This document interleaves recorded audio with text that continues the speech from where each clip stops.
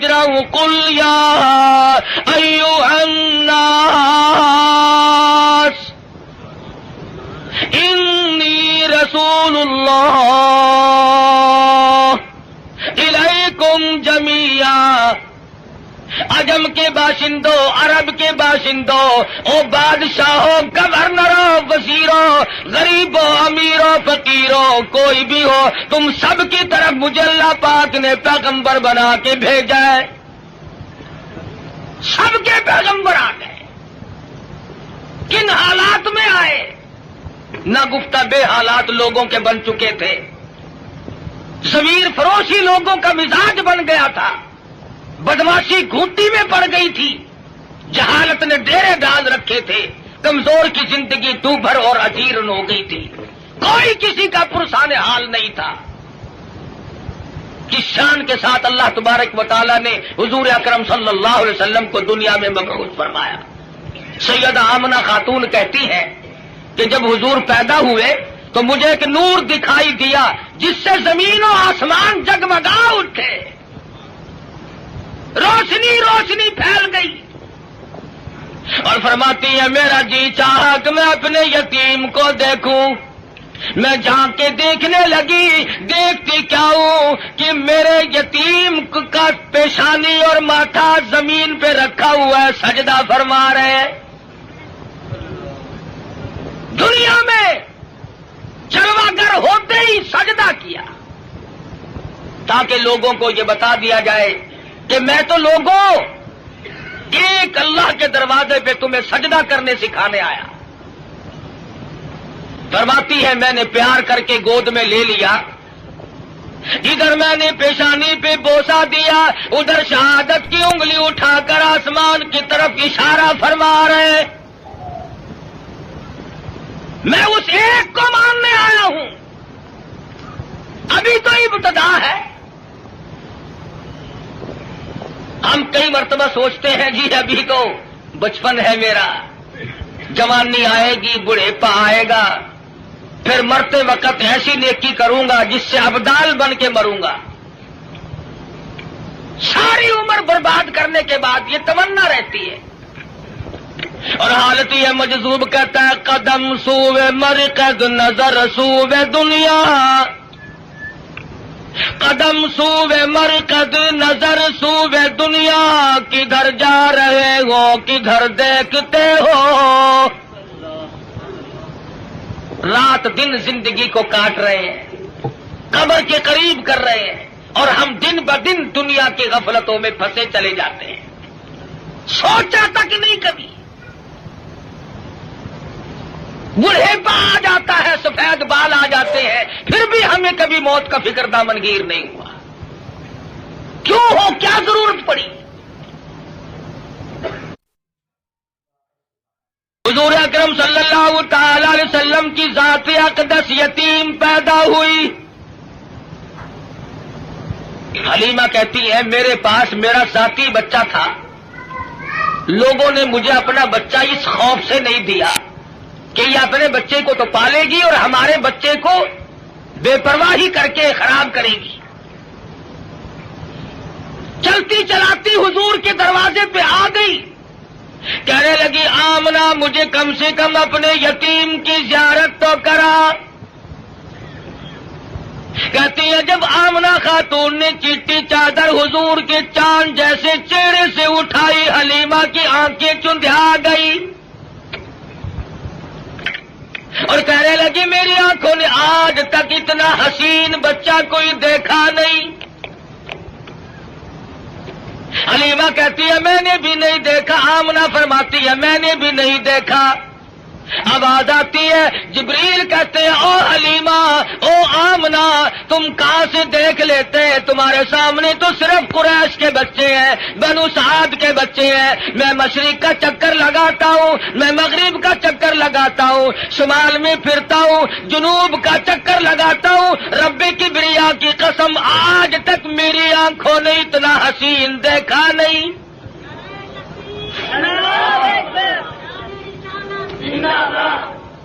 رہنے دو نعرے، آٹا بڑا مہنگا ہے. نہیں دیکھا. آواز آئی جبریل تم کیسے دیکھ لیتے، دنیا کے لوگ کیسے دیکھ لیتے، مجھے اپنی کبریائی کی قسم آج تک میں نے ایسی صورت والا کوئی پیدا کیا ہی نہیں۔ الہی اب تو آیا کریں گے، اب تو ایسے آنے شروع ہو گئے، چلو پہلے نہیں آئے تھے تو کیا بات ہے۔ آواز آتی ہے رخ مصطفیٰ ہے وہ آئینہ، اب اس جیسا دوسرا آئینہ نہ ہمارے چشم خیال میں اور نہ دکان آئینہ ساز میں۔ اب ایسے کیسے آئیں گے، میں نے وہ سانچا ہی توڑ دیا جس سانچے میں اس صورت کو ڈالا ہے۔ نعرہ تکبیر، اب ایسا کوئی نہیں آئے گا۔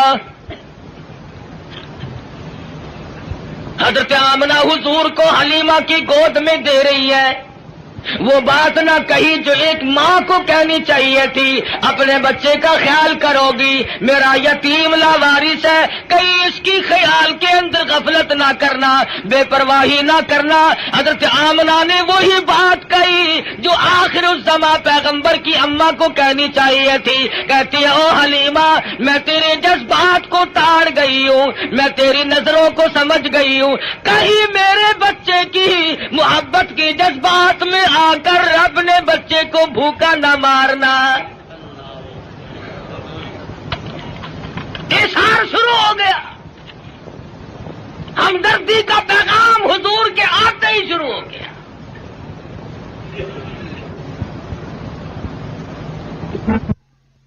پوچھو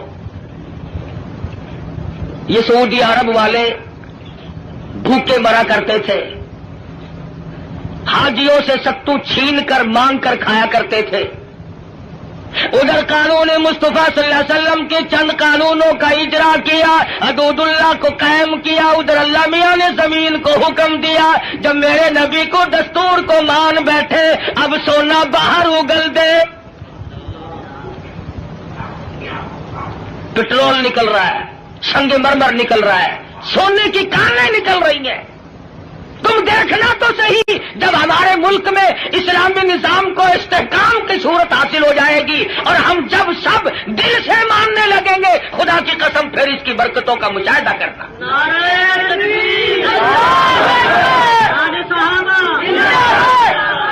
ابھی تو آیا ہی آیا ہے نا۔ مسلمانوں نے بڑا غضب کیا، بڑا ظلم کیا، کوٹھی زندہ کے لیے، بنگلہ زندوں کے لیے، کار موٹر زندوں کے لیے، ہوائی جہاز زندوں کے لیے، سبزی ترکاری پھل فروٹ سارے کے سارے زندوں کے لیے، عورت مرد زندہ مرد کے لیے، مرد زندہ عورت کے لیے، کپڑا لتا خرچ اخراجات یہ تمام کی تمام زیبائش اور نعمتیں زندوں کے لیے۔ مسلمانوں نے کتنی بڑی بے انصافی کی، خدا کا قرآن مردوں کے لیے۔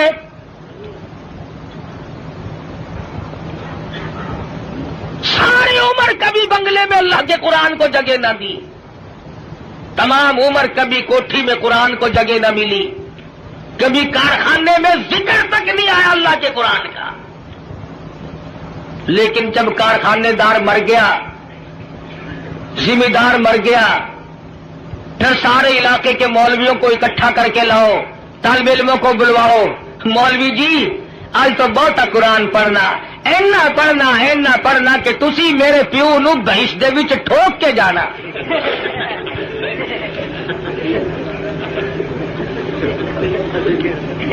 ساری عمر نیڑے نہیں آیا کبھی، شرابیں رج رج کے پی، بدماشی کی، بغاوت کی، مرنے کے بعد قرآن یاد آیا۔ اس کا مطلب یہ ہوا کہ یہ قرآن مردوں کے لیے آیا، زندوں کا اس میں کوئی حصہ نہیں ہے، تھوڑا سا۔ مولوی صاحب نستر والوں نے بھی جواب دے دیا، ڈاکٹروں نے بھی جواب دے دیا، حکیموں کو دکھا بیٹھے ہیں، ڈاکٹروں کو دکھا بیٹھے ہیں، ہن تسی کچھ اللہ اللہ کر دو، اللہ دے نام وچ برکت آخر ہوندی ہے۔ آخر گولی ٹکا انجیکشن آپریشن معجون پہلے، خدا کا قرآن پچھو۔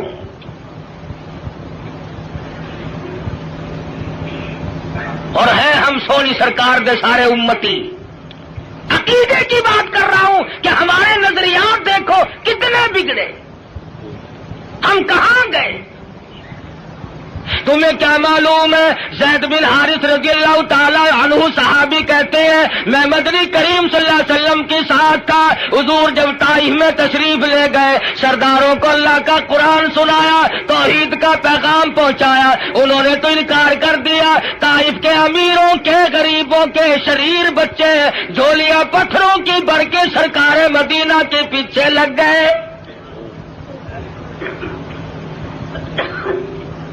صحابی کہتا ہے میں نے بڑی کوشش کی چاروں طرف سے آنے والے پتھر میں اپنے سینے میں کھاؤں.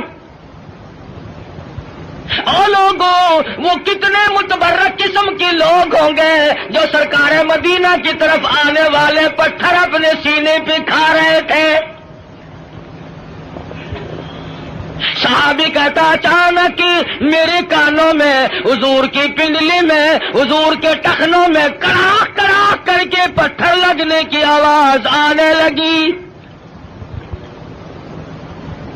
اتنا صدمہ عظیم پہنچا، حضور کو اتنی تکلیف پہنچی. صحابی کہتا ہے میری آنکھوں نے دیکھا حضور چکر کھا کر زمین پہ بیٹھ گئے.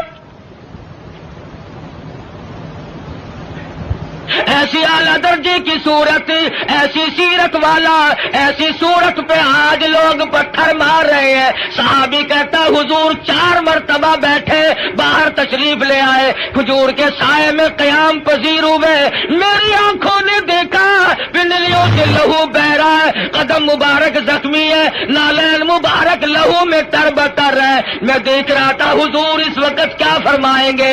صحابی کہتا ہے حضور نے دامن پھیلایا اور آسمان کی طرف چہرہ انور اٹھایا اور فرمانے لگے او مالک کائنات، او زمین و آسمان کے مالک، دیکھ لے میرا کیا حال بن گیا، اب تو مجھ سے راضی ہو جا.